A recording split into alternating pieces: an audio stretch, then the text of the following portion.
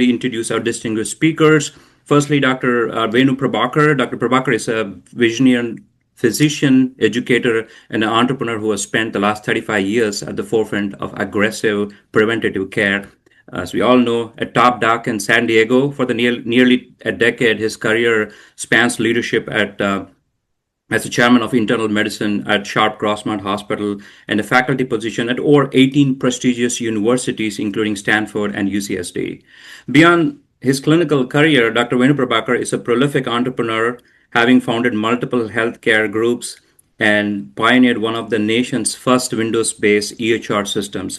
Today, he continues his mission as a mentor to startups, a board member of global organizations like TI San Diego, Grow Further, and a passionate advocate for the intersection of financial literacy, technology, and healthcare.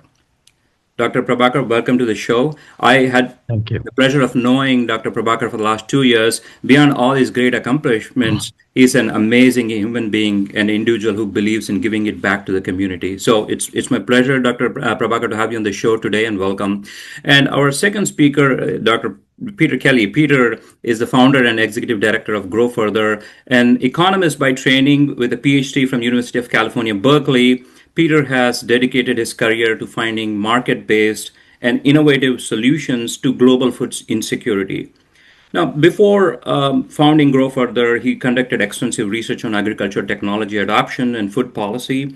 And his vision for Grow Further was born from a very simple but a very radical idea that individual donors should have a same opportunity to fund high-impact agriculture research as major foundations. Under his leadership, Grow Further has become a unique platform that bridges a gap between grassroots supporters and a world-class scientists to create a more food-secure future. Peter, welcome to the show. Let me kick off our conversation today. My first question to you, Dr. Venu. Let's start with the word destiny. From the medical standpoint, how much of our aging process is actually under our control. And in that context, I want to understand what is the importance of diet in longevity, and can you give us some very specific examples? Okay.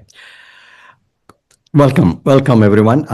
I want to share the slides if it is okay with you, so that the audience can have audio-visual effect, so they will understand exactly what I'm talking about. It's an important topic, so I would like to do that if it's okay with you. Sure, yeah, absolutely. Can I please request Rimple or Jody to project the slides on the screen, please? No, I'm able to do that now. Okay.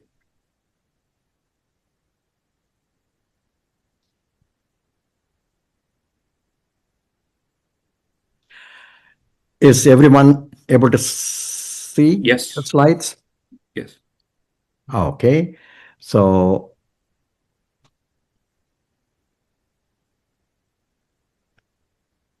okay. One of the most important thing is more than 1/3 of all of us are going to die due to our diet-related illnesses. 37% of all of us are going to die of diet-related CVD unless we understand and change the way we eat. Diet is the second most important cause of cardiovascular death. Cardiovascular death means heart attack, stroke, and abdominal aortic aneurysm and such that.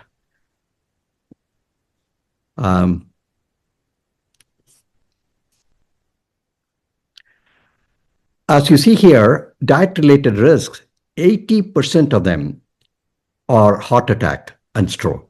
But particularly 80% is heart attack and heart failure, that's such things. And 11% are strokes. And about 5% are intracranial bleeding. Okay, all of them are related to diet.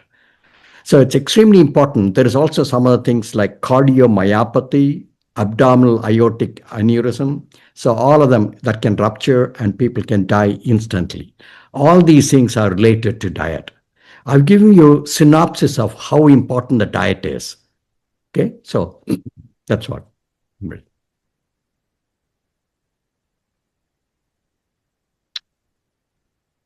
You're muted. You muted, Yeah, I Venkat. am You're so muted. sorry. Yeah, yeah. Uh, So yeah, so that is amazing, Dr. Prabhakar. The stats that you shared with you, I didn't realize that the amount of death and devastation occurs due to our diets alone. And so, does it mean that the American diet is that bad? Listen to this. I call them crap diet. C stands for carbonated drinks, R for refined sugars. The examples are at the bottom. A stands for artificial food and flavors, and P stands for processed food. It is amazing how much of impact these things can cause, and this is one of the commonest cause of cardiovascular death as well as obesity and increase in cancer. It's mind-boggling. Studies of World Health Organization did extensive research, and they found out that the red meat and processed food are carcinogenic. Carcinogenic means cancer producing. Carcinoma is cancer. Cancer producing. High diet in processed food is a major heart attack risk, mortality risk. So it is increasing the inflammation and the metabolic disruption. Inflammation is one of the causes of majority of the diseases, what we have, including heart attack and strokes. The second one I want to bring it to your attention is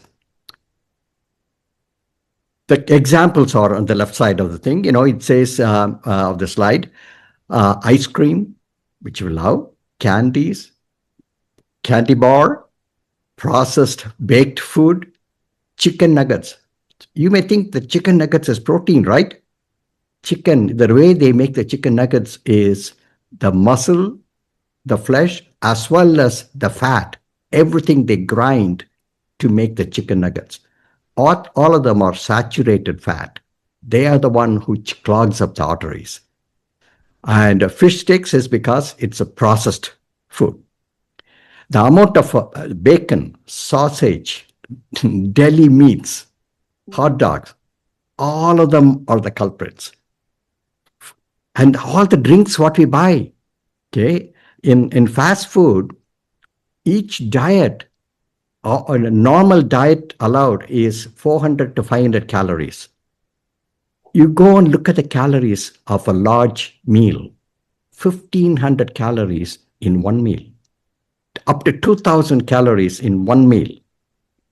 I wonder why is it we are leading the world in obesity?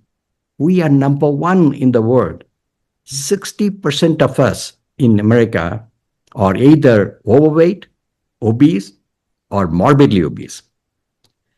And now I come to the diet. The drinks. Every soda has got high calories. Energy drinks, sweet teas. People think that diet soda is very good. No, diet soda is also nasty. That can also cause a lot of cardiovascular disease. Zero sugar drinks. We have to change the way we think. We have to change our taste. We should start hating sweets. Cookies, cakes, pies, chocolate bars. The diet pattern is consistently associated with increased disease burden and premature death. Wow, thanks, Dr. Prabhakar. That's really insightful.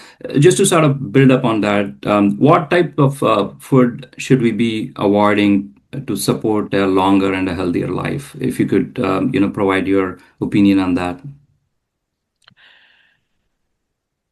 Okay, I'll come to that in a second. I just want to mention about the protein. People think that a lot of protein is very good for health.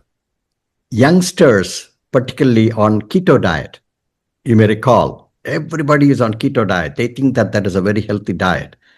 Yes, keto diet is basically red meat all day long. No carbs, no other things, no vegetables, nothing. So keto diet builds the muscles. They can do exercises and build the muscles. They went and observed them for many years. Guess what? they have a shorter life. They die young. On the contrary, if it is minimal, regular diet with a little bit of carbohydrate and exercise, after the age of, that's the reason why it's called protein paradox. After that, after the 65 years, after 50 years, you start losing muscle mass. 1% of the muscle mass we lose every year. At the age of 65, but 10% is gone. 75, another 10%, 20%. As we grow older, that is one of the reasons why we have a tendency to fall down and break our hips. So common causes of fall and breaking down our bones is the reason for that is lack of enough protein in our diet. So, but this protein is enhanced by vegetable proteins, legumes, and lentils. Again, as I mentioned to you, low protein strategy until 65 and high protein diet is after 65. That's very, very important. And tonic exercises, resistant exercises are very, very important. There are two types of dieting also is definitely proven to lengthen the livelihood, longevity. One of them is FMD, that is fast mimicking diet. What it is first 5 days of every month, you be very, very careful, control your calories, control your protein intake as well. But after the 6th through the entire month, you can be on your regular diet. Even simple things like that, 5 days a month, also improves the longevity. The second one I want to talk about is 16 hours fasting. Clearly, it improves the longevity. What do I mean by 16 hours fasting? By 6 o'clock or 7 o'clock, you are done with dinner. After that, no more eating. Next day, the morning, no breakfast, only black coffee. So the first meal will be 11 o'clock or 12 o'clock. So that is 16 hours of fasting. What it does is it rearranges. Phagocytes will start eating some of the things and prevent carcinoma, cancers. And it also changes the metabolic outcome. So diabetes is dramatically reduced. Longevity improves significantly. That's one of the things I want to tell you. I'm sorry about that. No, that's fine. No, very helpful. So, Doctor, are these empirically determined, or are there evidence that support that what you mentioned, this kind of a diet or lifestyle, really shown to have an evidence-based or research-based, backup that it would prolong life or healthier life, and if so, why? Okay. Yeah, there are a lot of. So prior to that, I'm going to be talking. You asked about the diet. I told about the bad diets, and you asked about the good diet. What is a good diet? So I'm going to be talking about the Mediterranean diet. Okay. Studies, they've done extensive studies. People are on Mediterranean diet live 6 to 8 years longer than all the other people. Numerous studies have happened. And what it entails, nuts and seeds. Here, there are nuts here, there are seeds, extra virgin olive oil. Every single day, add olive oil to any one of the diet. Either it is your salad or any other food, vegetables, you can just add that. 1 to 2 tablespoons of olive oil. Even if you can just mix it with coffee and drink, olive oil is cardioprotective.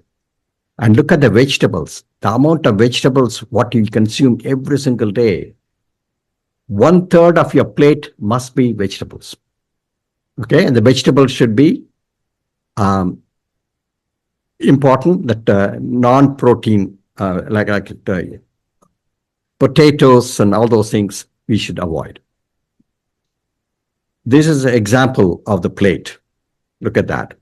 Apples, avocado, beets, berry, broccoli, coffee. Coffee is cardioprotective. People live longer with regular black coffee. Is crucial. It also improves your brain function, prevents Alzheimer's. So does chocolate, dark chocolate. So those are the things that are very, very important. I strongly advise people to adhere to this kind of diet. This is another example. We eat snacks constantly, potato chips, French fries, or different kind of things. Constantly we keep on eating garbage. But a bowl of nuts with avocado and olive oil on the top of it, you are telling your body, you know what? I want you to live. We call that health span. Lifespan is living longer. Health span is until you die, you will be very, very healthy. This is another example. So much vegetables, a little bit of carbohydrate and protein. Health promoting foods are vegetables and fruits, legumes and nuts, whole grain, olive oil, etc. The ones which increases the mortality is red meat, and they are all they are inflammatory, and longevity would be reduced. Thank you, Dr. Prabakar. As we've been talking about diet longevity and the factors that influence health around the world, it's clear that the access to nutritious food isn't equally distributed. This is exactly where Grow Further's mission comes in, supporting the agriculture innovation to make healthier foods accessible to communities that are historically left behind of the global nutrition conversation. So I want to turn back here to Peter here. So Peter, as many of us in this audience, care deeply about improving health for vulnerable communities, but we are not immediately thinking of agriculture innovation as a pathway for giving. So do you want to share a little bit on how does supporting these sort of initiatives translate into measurable health outcomes, to Grow Further? Yes, thank you for the question and for having me, Venkat.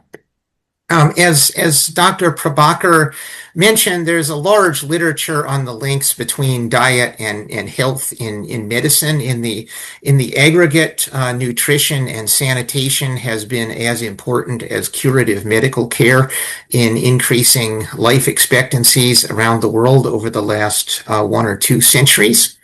My training is in agricultural economics, and the way to get these benefits to a larger population is to make a better diet affordable. So when the price of fruits and vegetables goes down, people are able to afford more of them, and they eat more of them. And plant breeding is also a good way of improving the nutrition of things that people are already eating. And there are lots of examples of this, like kiwis, for example, are a nutritious food that has been bred and become more popular in recent years. So there are 2 broad ways in which agricultural innovation can improve public health, and Grow Further is actually supporting both of these approaches.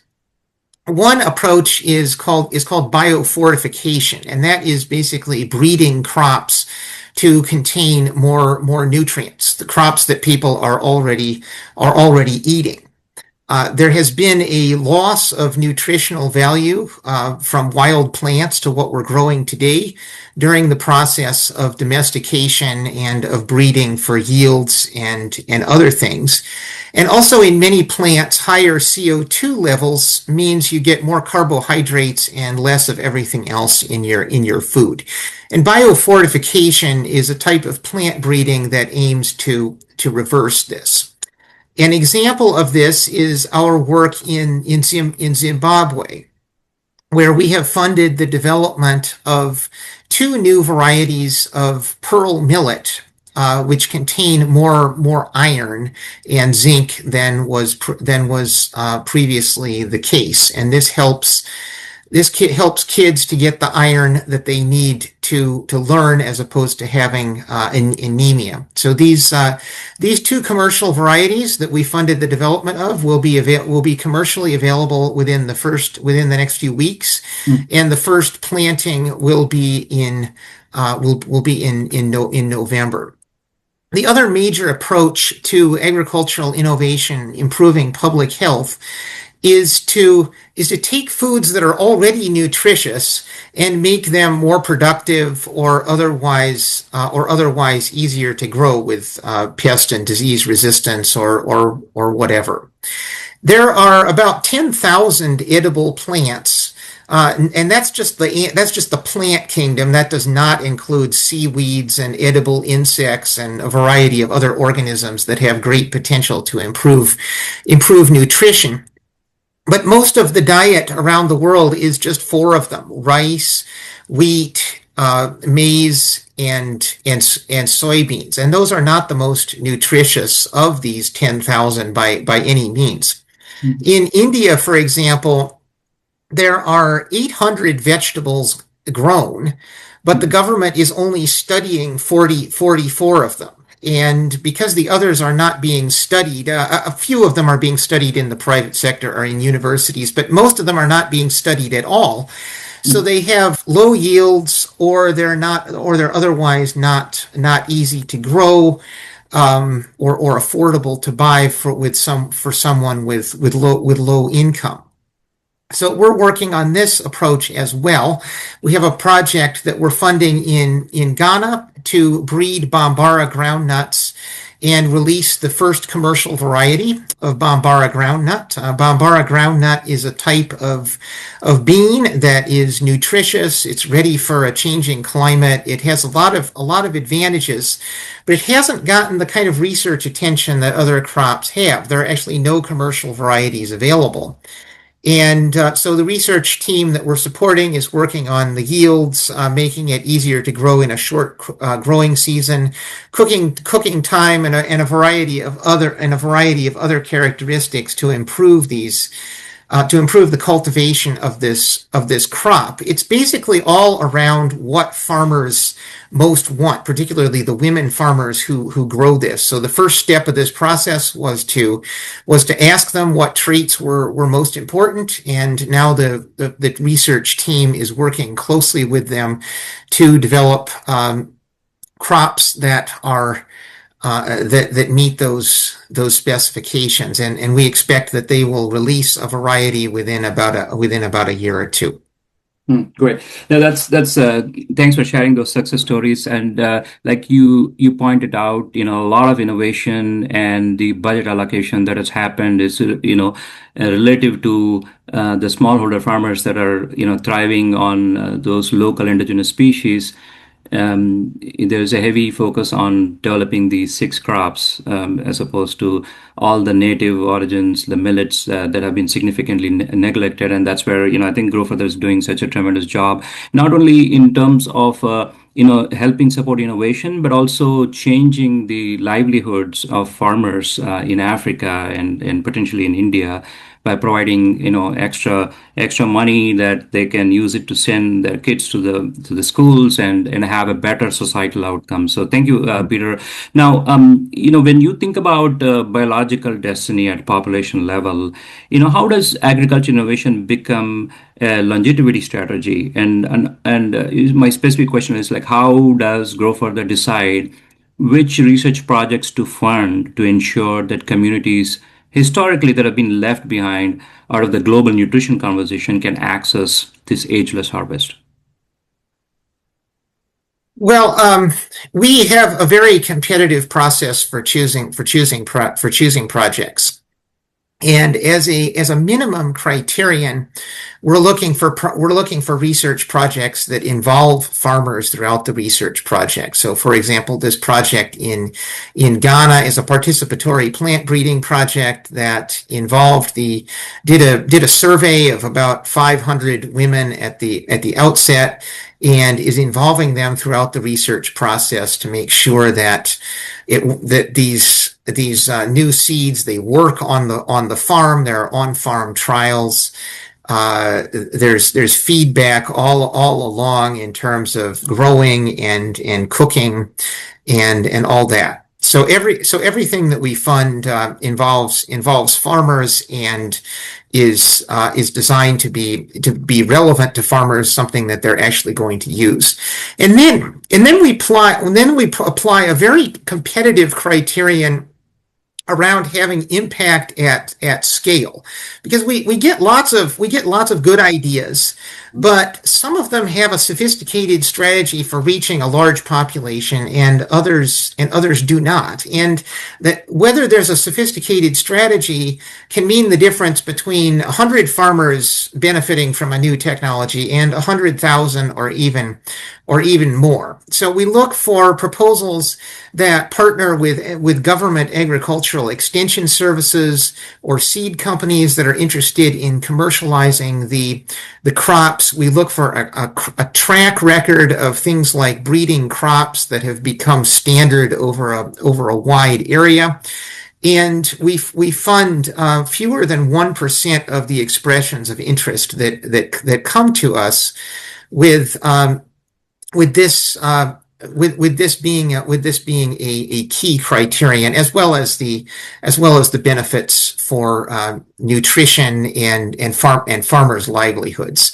And I should note that improving farmers' livelihoods is also a way of improving nutrition. So in many cases, a nutritious crop not only helps the consumer or the farmer who directly eats it, it also tends to be higher value in the market. And when farmers' incomes improve, they're able to buy other nutritious foods that might not be suited to their growing conditions to directly grow. Mm-hmm, mm-hmm. Yeah, no, that's great, Peter. And I think one of the unique things about Grow Further, strategy is really co-creation process. Like, well, a lot of the other foundations do a top-down approach. Grow Further believes in the grassroots level engagement, trying to connect with farmers and understand what the real issues are, and co-create a solution that has a higher chance for adoption and getting a better translation outcome for the society and stuff like that. So thank you for your response there. And I'm going to go back to Dr. Venu. We talked about the evidence-based insights. Are there any evidence-based insights about the relationship between the diet mortality that help guide these kinds of initiatives? Do you want to care to comment on that, Dr. Prabaker? Yeah. So it's a very good question. There are several evidence. I'm going to cite you one or two evidences. Okay. This is a epidemiological studies. British Medical Journal analyzed several studies, including 1.5 million people, and observed them for 3 to 18 years, okay, and continuously, and compared those people who are on Mediterranean diet and the people who eat whatever they want, or fast food, a typical American food. So what they found was there is 9% reduction in all-cause mortality. Okay, 9%, almost 10%. If a person is living until 9 years, extended years or 9 years, it's amazing. Again, cardiovascular protection is again 9% reduction in heart attacks and strokes. 6% reduction in cancer, and fascinatingly, 13% reduction in Parkinson's disease and Alzheimer's disease. It is amazing. And what they did was multiple universities joined together and continued the same study for a few more years, another 10 more years. And they found that it continued to improve, 83% lower incidence of diabetes just by sticking with Mediterranean diet. It is amazing. We need to send this valuable information to the public. And vegetarian, the Mediterranean diet is lots and lots of vegetables, nuts, seeds, and olive oil. Fascinating. 48% of the mortality burden, studies have shown that it is due to three dietary imbalances. First is excessive sodium. That should be condemned. What we do, every single thing what we eat, potato chips, snacks, nuts, salted nuts, canned soup, French fries, every single thing has got tons of salt, much more than what we need. That's a killer. That is a killer. I strongly tell my patients to remove the salt shaker from the dining table. It should not be there. And if your taste buds are completely corrupt, you're craving for salt, my recommendation is start using potassium. I'll show you another thing. And then grain deficiency. Okay, we are not eating enough whole grains. Okay, 21% reduction than the required amount we should drink. And legumes, lentils, there are so many lentils. Okay, my recommendation is there are 10 different varieties of lentils and legumes. Have lentil soup for lunch without salt. Have salad along with that if lentil soup is not enough, with olive oil on the top of it. And have snacks in the evening with 2 fistfuls of nuts, unsalted nuts. And, Pinot Noir, that's also from grapes. Pinot Noir, you can have 1 or 2 glasses with nuts. The reason why I'm saying that is because Pinot Noir increases the HDL, good cholesterol. Every 1 milligram increase in HDL will result in 2 to 3% reduction in strokes, heart attacks, and death. Unhealthy food, typical hamburger, every fast food, totally unhealthy. Look at the calories, what you're consuming. Fried chicken and fries, terrible. Fat and salt on the top of it. Chocolate donut, regular donut, peanut butter cup, soda, cupcake. Instead, you can have nuts and seeds, salmon with olive oil on the top of it, avocado, mixed berries. Berries is unbelievably good. Strawberry, blackberry, blueberry. Take it as a snack. It not only gives you longevity, but also, guess what? It improves your memory. Then spinach leaves, dark chocolate. It should have 85% dark chocolate. That is cardioprotective. Olive oil, chia seeds oil. It is evidence is so much. It is so beautiful. Okay, so we know what it is, and we want to propagate this message to tell everybody about Mediterranean diet. Yes. No, thanks, Dr. Prabakar. And, for our audience that are listening, and, I'm sure there are a lot of questions So I would encourage you to kind of put them at the Q&A, and we'll pick this up, after our conversation here shortly. But Dr. Venu, thanks for sharing those evidence-based insights. It highlights, why diet is so critical for individual health and for shaping the population level outcomes and guiding the initiatives like what we do at Grow Further. Now, if I can go back to you, I want to ask this, question. Are there any other most common critical conditions that are directly impacted due to the diet per se?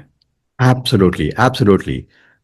I tell you, hypertension is one of the commonest conditions we have.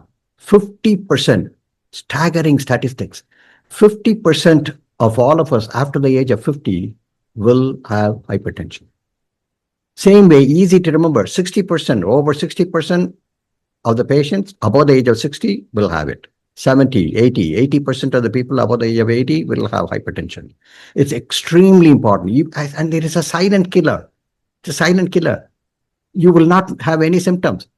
I've seen so many of my patients who said, I'm healthy, I'm fine. I just came here for a checkup. His blood pressure will be really, really high. And 30% of the patients are not aware the hypertension they have. And 70% of the patients have high uncontrolled. Doctor is taking care of the patient, still the blood pressure is not under control. Okay. And 50% of the patients do not take the medicines. The reason for that is it is asymptomatic. They don't have any symptoms. So they think that they are fine. What does it? It causes stroke, heart attack, aneurysm, and heart failure. It is a terrible disease. How do we control? As I mentioned to you, sodium is extremely bad. It causes vasoconstriction. It constricts the arteries, and also it increases the volume. That's the reason why the blood pressure shoots up really, really high. And if you're really, really hooked to the taste of the salt, you can take potassium salt, potassium chloride salt. You can just add a little bit, just to quench your taste. And that relaxes the blood vessels. So blood pressure will come down. So fruits and vegetables and all that, beans, all of them have a lot of potassium. Calcium is extremely important. Calcium also dilates the artery with the milk, low-fat milk and all that. Magnesium is also another one, which also calms your nervous system. It is found in nuts and seeds and all those good stuff. Great. And then DASH diet. DASH diet is a combination of DASH diet. You see the picture. It's very good. Another thing called MIND diet. MIND is a combination of Mediterranean and DASH diet. This one not only improves the longevity, but also prevents Alzheimer's. It is unbelievable. Antioxidative defense, anti-inflammation, vascular integrity, and neuroprotective. All the reasons why we need to do that. This is an example of a MIND diet. Combination of Mediterranean diet and DASH diet. The last one, this is the last slide. I always tell my patients to change the diet. I'll tell them all these years, I will give them a printout with my picture on it. All these years, I lived to eat. From now on, I will eat to live. And I'll have my picture there. I will tell them to post it in the refrigerator door. So every time they open the door, I will be looking at them, what they are taking out from there. So in a jocular manner, I used to tell them, I also tell them, put it under the mirror so that every single day you see that, every single day you'll follow your diet. Thank you very much for including me in this discussion. It is fantastic. I enjoyed Dr. Peter's suggestions and ideas and thoughts.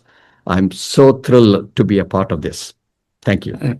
Excellent. Thanks, Dr. Prabaker. Definitely food for thought there. A lot of learnings here. And now we want to actually transition to our the final and the most interesting portion of our webinar, which is the Q&A. And so I would like to turn this over to our audience. And if you have any questions or comments, and I would encourage you to use either the chat or Q&A, whatever is convenient, to submit those questions there.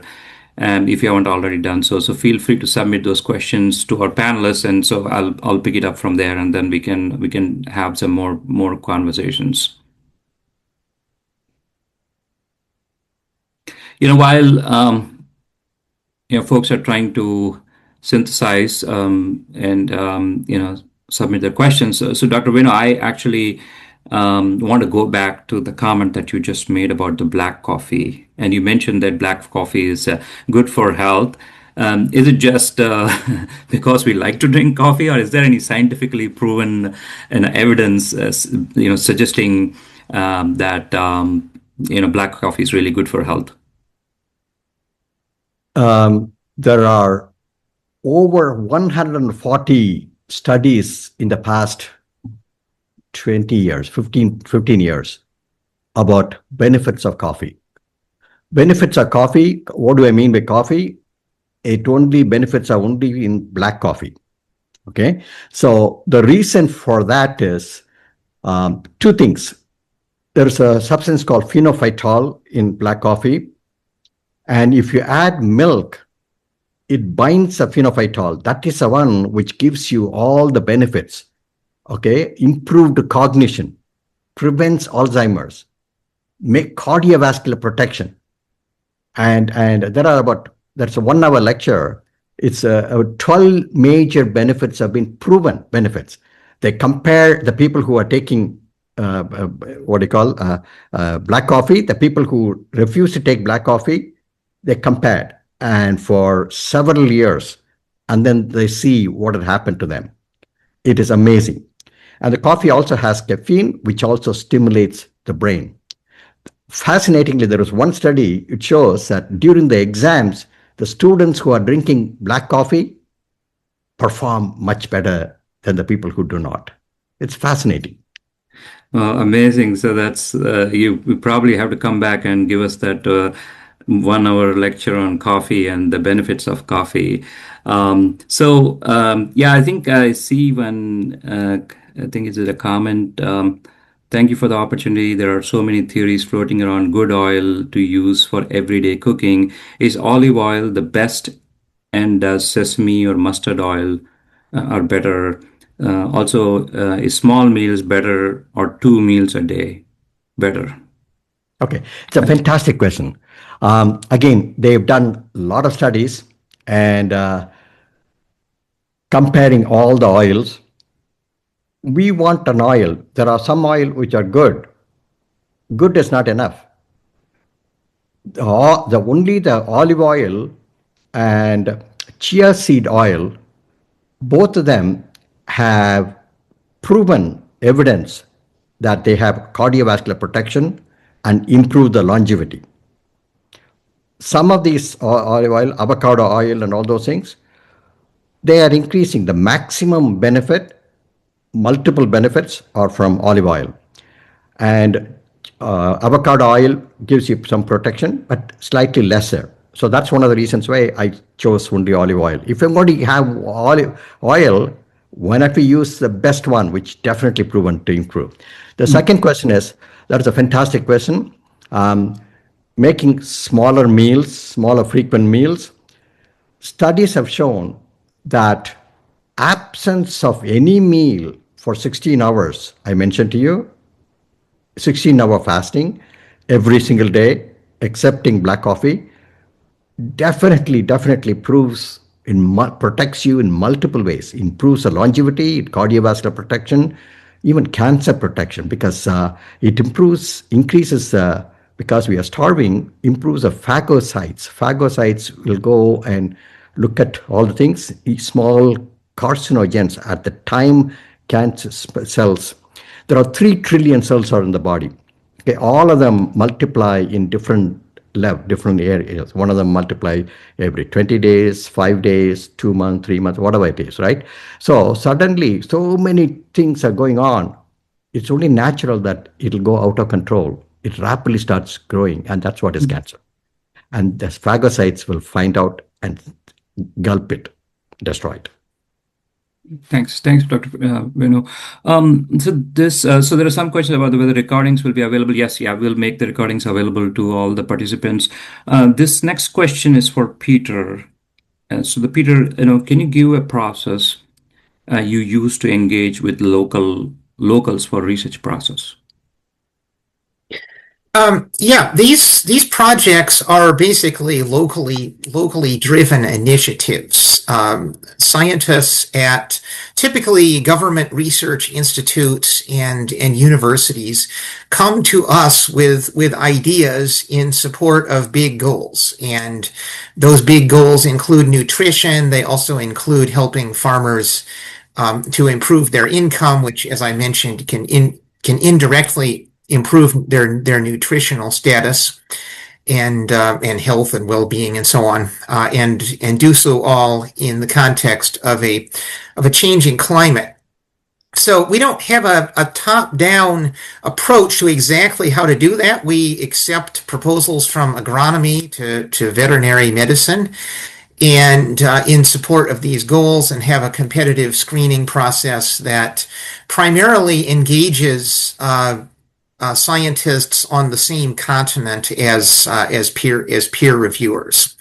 Then, once the grant is approved, we provide financing for the project, and as relevant, we help them in other ways. So my personal expertise is in monitoring and evaluation. As an economist, I can help measure whether the project is actually working. And there's a big literature in agricultural economics that agricultural science is one of the most cost-effective ways of improving nutrition and helping society. But we want to show that that's actually the case for the specific project.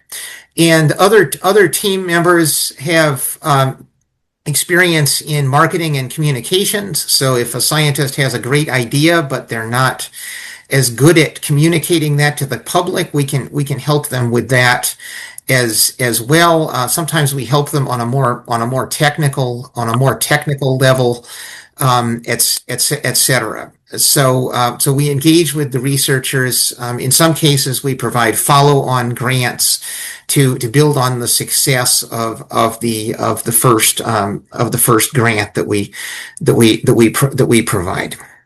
Okay. I think there's other questions are coming here. So the next question is, are there any studies yet of how much land will be needed to produce enough olives to have enough olive oils in diet to replace cattle production for red meat? I don't actually know the answer to that question. My guess is that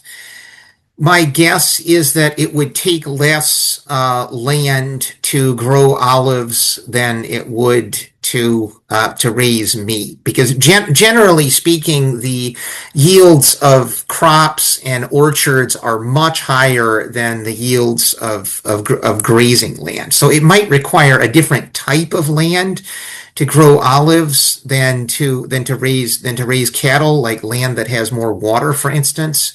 Mm-hmm. But it's likely to be a smaller land area, would be my guess. I don't have the exact data off the top of my head, though.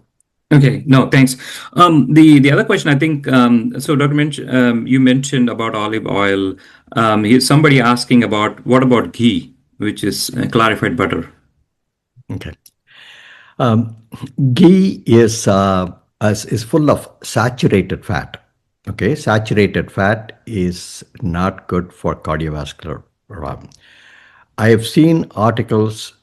Some of the people have done ghee is very good, or some of the people say ghee is not good.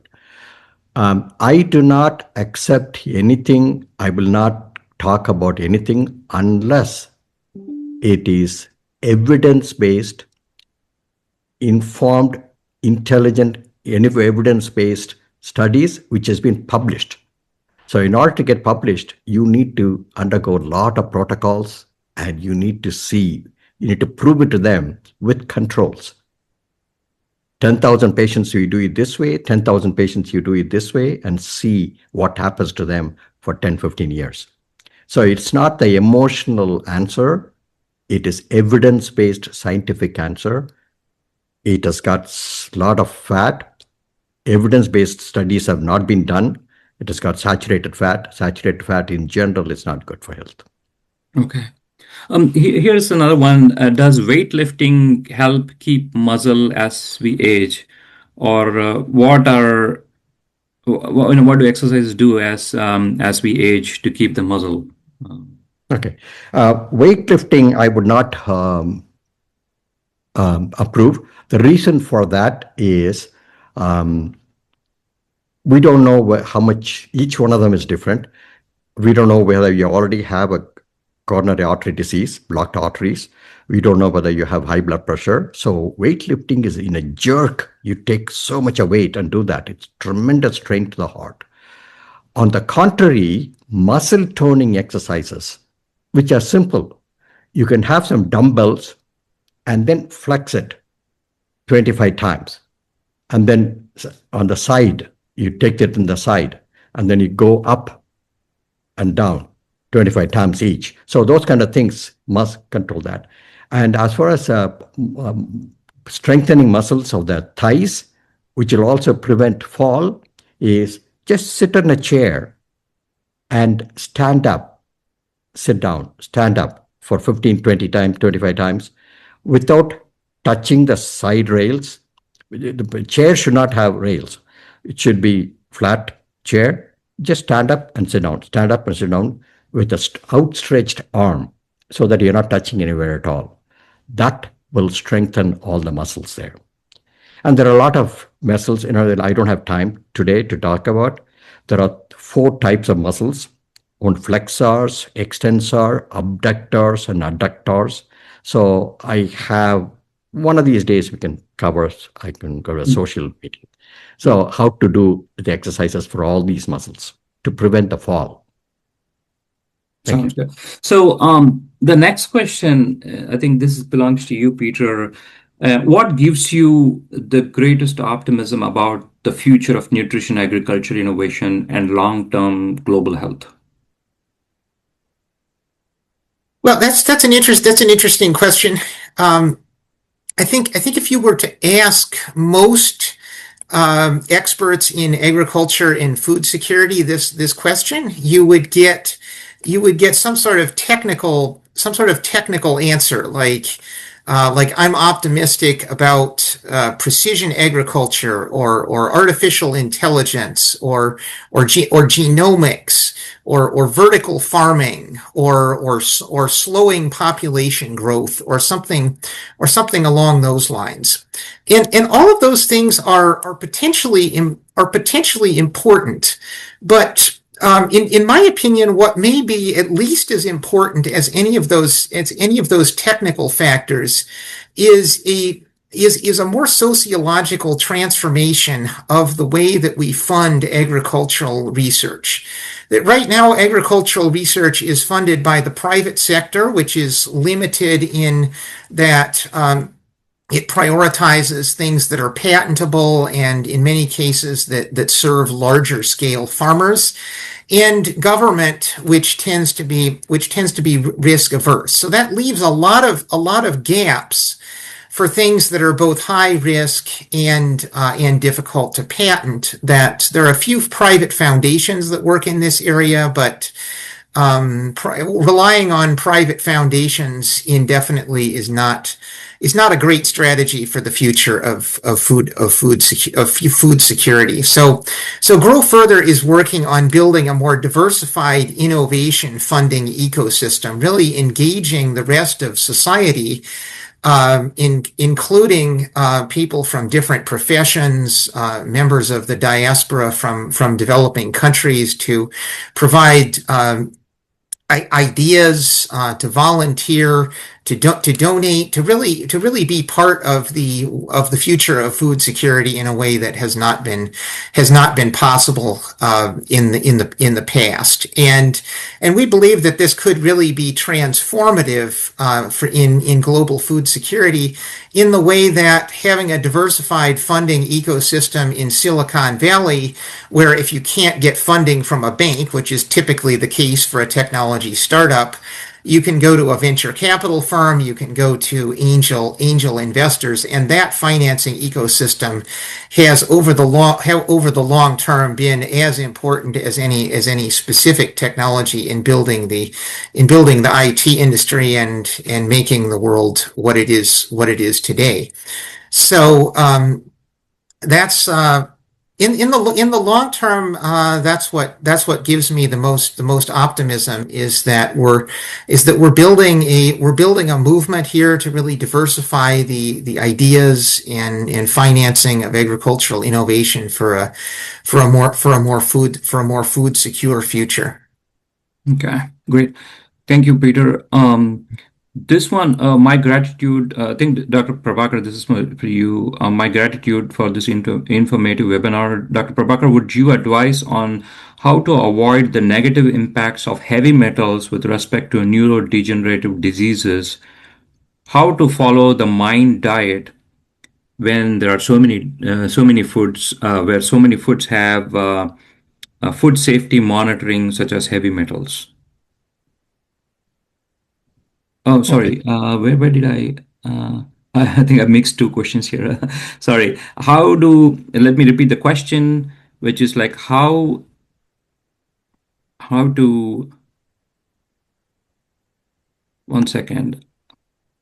It looks like there are two different questions here. So One how is, to follow the what mind access diet do when, small growers in India have to export markets? yeah, so I think that's a different question. So, but here, when many foods have increased levels of these metals, I guess what Rhonda is trying to ask is due to pollution and soil and water contamination. So, how do you address that issue for the mind diet? And of course, Peter, the second question is also, it's more diverted towards you. Let's. Do you have anything to add on there, Dr. Prabhakar, for the mind diet when many Okay. foods have increased level of these metal toxicities, products due to pollution, soil, water contamination, and stuff like that? Okay. First of all, it can happen. Okay. It's similar to having an accident. Okay. So accidents do happen. There are 10,000 people or million people drive every day. Only one or two people get into accident. And we're talking about the accidents, not the general. So we cannot stop driving. Same way, occasionally you might have the way it was grown and things like that. You can have some toxicity with the heavy metals. It is not as high in heavy metal contamination in the United States because we have screened metals in the blood, just because some of the patients tell me to do. So it's very, very rare. It is in the environment. For example, the painters, the people who are working with old paints, can have lead in their blood, okay, lead poisoning, and that can cause Alzheimer's. And those things are environmental related, not food related, according to the studies here. If you're concerned about that, you can have some of the labs can do all the heavy metals in your study, in your blood, and that will tell you some sort of ideas about that. Second question is for him, right? Yeah, I think so. I think now the second question, Dr. Kelly, what access, if any, do small growers in India have the export markets? And related to my question to Dr. Prabhakar, is there any potential to increase value of smallholders for crops that have food safety monitoring, such as heavy metals? So I think you addressed that partly on that. But Peter, do you want to comment on that? Small growers in India have access to export markets. Yeah, I can comment on both of these questions actually. There is a role for agricultural innovation in alleviating heavy metal contamination issues, both in more cost effectively testing for heavy metals and in breeding crops that tend to absorb less heavy metals or don't put the heavy metals that they do absorb into the edible parts of the plant. So the other question is about Indian growers' access to export markets. Well, India has made significant progress in food exports in recent years.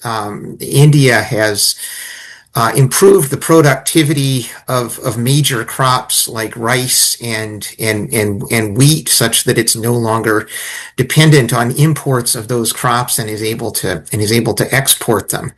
And those exports include the products of small as well as large growers. And there's lots of potential for this to improve as well, both through new crops. So jackfruit, for instance, is something that has been grown in India for a long time, but hasn't had that much of an export market until recently. And also institutional changes, that Indian farmers are becoming better organized, are forming cooperatives so that even small growers have access to international markets without going through lots of middlemen.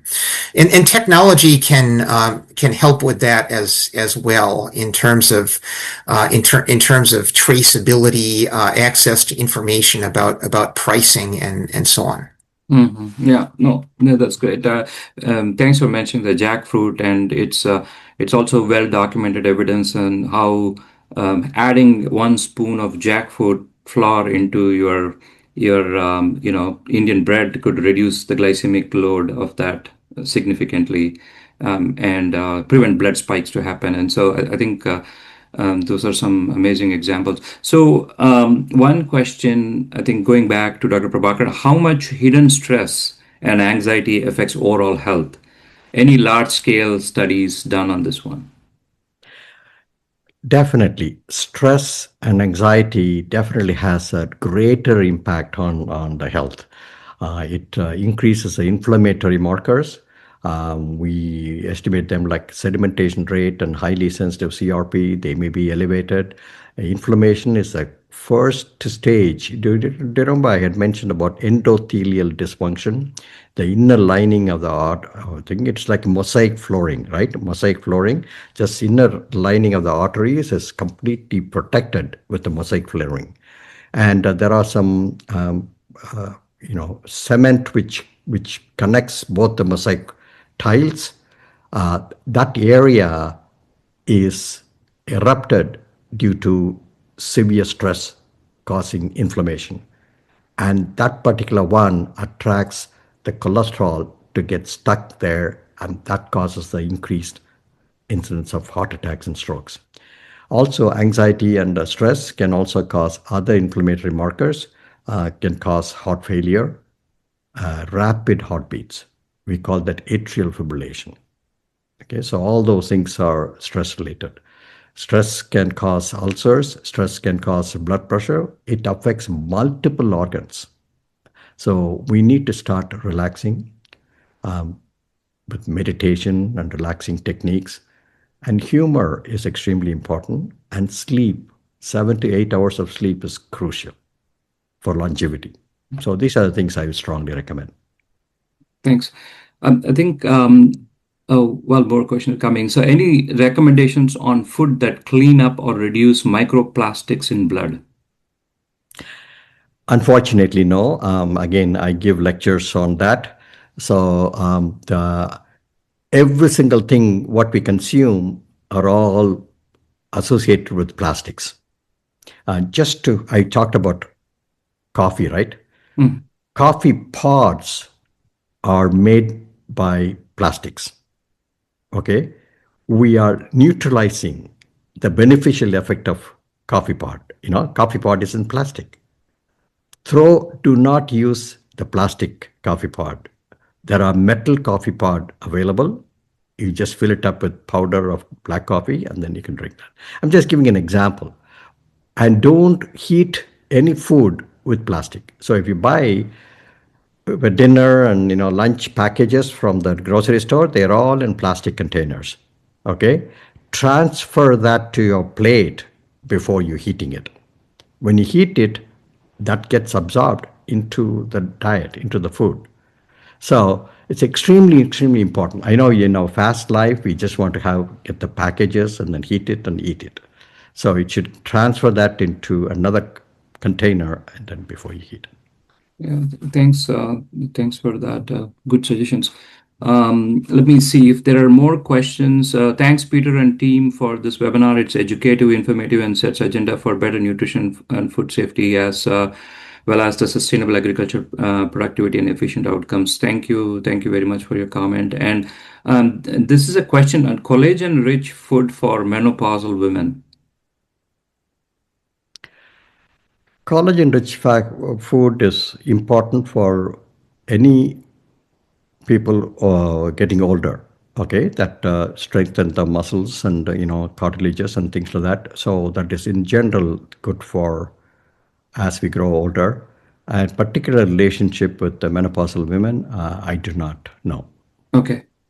Sounds good. I think, so I just want to give a little bit of time here for people to stick around and learn more about Grow Further. But as we close, I want to reflect on the title one more time, The Ageless Harvest.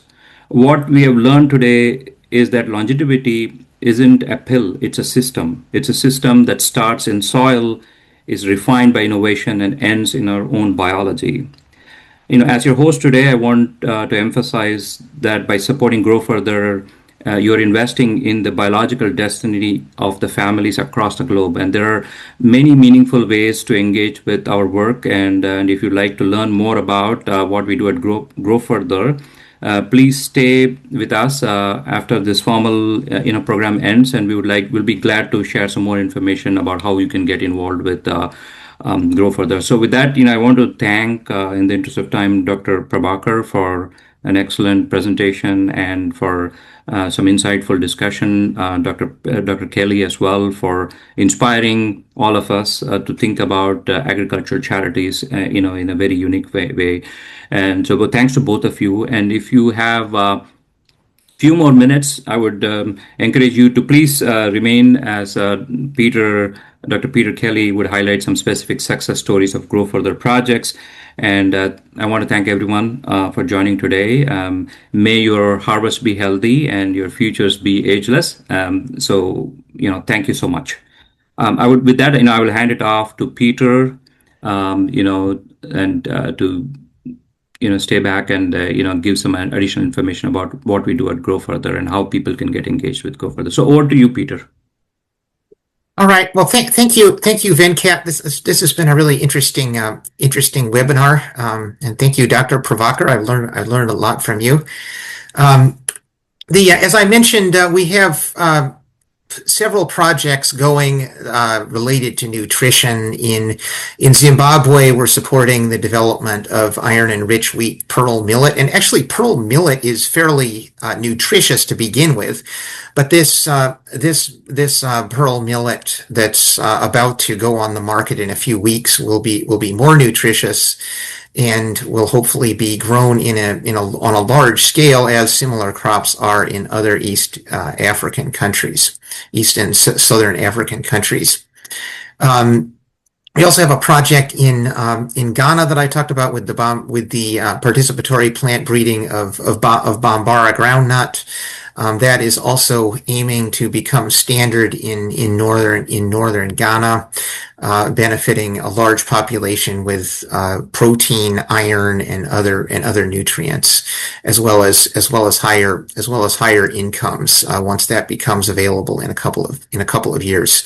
We have two other projects in Africa right now. One of them is in Ethiopia, breeding wheat are actually mainly studying how best to grow wheat in the dry season under irrigation. And Ethiopia is a country with a history of famine as recently as the 1980s, and the government has attempted to move beyond that and even become a wheat exporter. And a big part of this strategy is to improve irrigation. Ethiopia actually has irrigation water available. It just hasn't traditionally developed those irrigation resources and grown wheat during the dry season. Wheat has been grown until the last 5 years or so, basically only during the rainy season.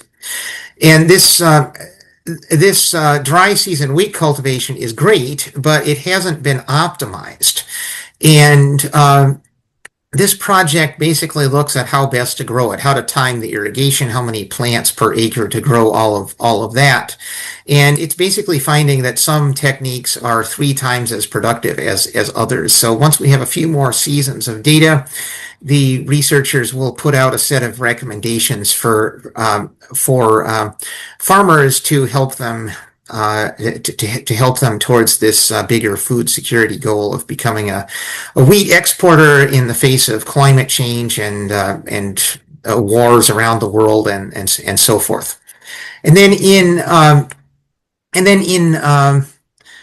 Tanzania, we are actually funding the second phase now of a project. The first phase was successful, so we're funding the second phase of a project to develop and disseminate a smartphone app to detect crop diseases at an early stage. And this is detecting diseases in maize and green beans and being expanded to other crops as well. Basically, the farmer takes a photo of it.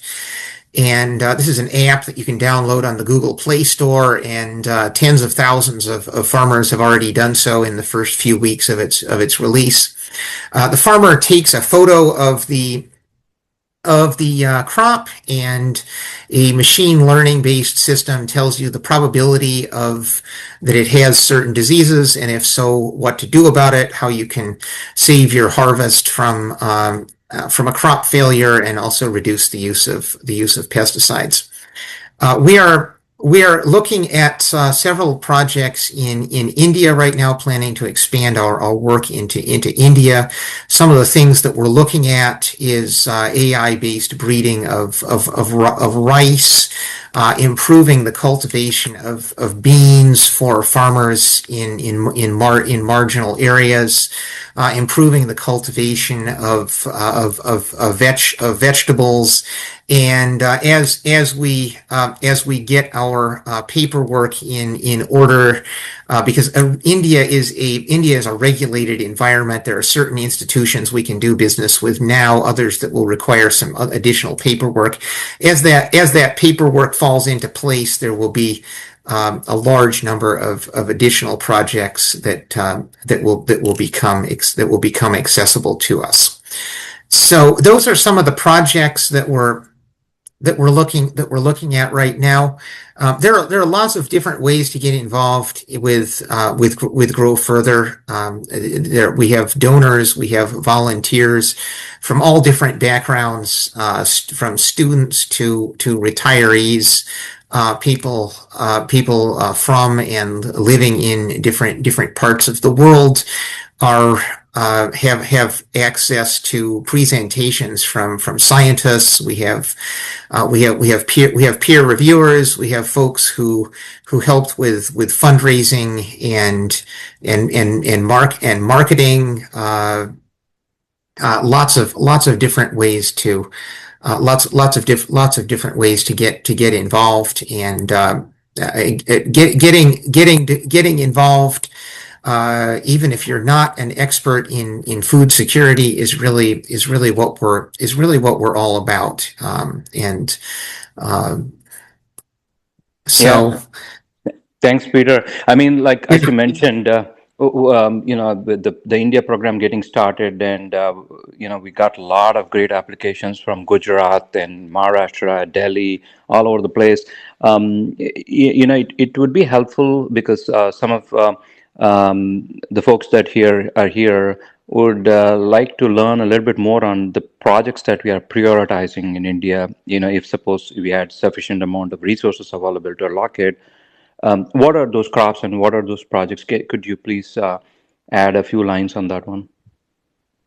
Yeah, well, one of the projects that we're most excited about right now in India is from Tamil Nadu Agricultural University. And this project is looking to use artificial intelligence to speed up the breeding of rice for a variety of objectives. And some of those objectives are directly related to nutrition, like lowering the glycemic index of the rice. And others are more about are more about making the rice easier to cultivate, so allowing it to have a high yield without falling over in the wind and rain, for instance. So the artificial intelligence will speed up will speed up all of this by basically allowing the researchers to predict what a crop is going to look like without having to grow it out, and basically speeding up the entire breeding process for a variety of traits. So this is something that has the potential to dramatically improve the lives of farmers and consumers in Tamil Nadu and other southern states where rice is a staple crop, but where there are also significant health issues associated with the overconsumption of rice with not the best nutritional profile. So that's one thing we're really excited about. And then another project in Tamil Nadu is about improving the cultivation of beans in mountainous areas. So this is really serving some of the poorest farmers in tribal communities, breeding green beans that they can both eat themselves and sell in the market at a high price. So those are just a couple of examples. We have over 300 proposals on the shelf that are awaiting our funding just from India.